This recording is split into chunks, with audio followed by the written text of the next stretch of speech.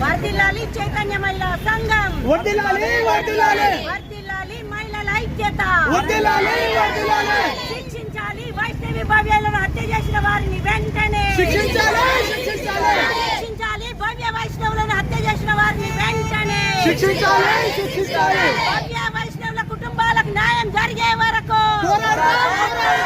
పోరాడదాం. భవ్య వైష్ణవి కుటుంబాలకు న్యాయం జరిగేంత వరకు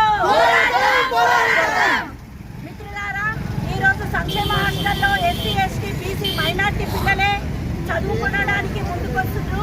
అలాంటి వాళ్ళకి ఎలాంటి రక్షణ లేకుండా భవనాలు కావచ్చు, వార్డన్లు, పర్మనెంట్ వార్డన్లు కావచ్చు, ఎలాంటి రక్షణ లేకుండా వాళ్ళను ఒక అసంఘటితంగా వాళ్ళను హాస్టళ్లలో పెట్టి వాళ్ళ ప్రాణాలకు కూడా రక్షణ లేకుండా ఈరోజు ప్రభుత్వాలు ఎంత నిర్లక్ష్యంగా వ్యవహరిస్తున్నాయో మనందరికీ కూడా భవ్య వైష్ణవి హత్యతో మనకు కనిపిస్తూనే ఉంది. అనునిత్యం వాళ్ళు రక్షణ లేకుండా చాలా భయం భ్రాంతులకు గురైతూ ఉంటుండ్రు. చదువుకోవడానికి తల్లిదండ్రులు ఎన్నో ఆశలు పెట్టి హాస్టళ్లకు పంపిస్తున్నా ఇక్కడ రక్షణ లేకుండా ప్రభుత్వాలు నిర్లక్ష్యంగా వ్యవహరిస్తున్నాయి.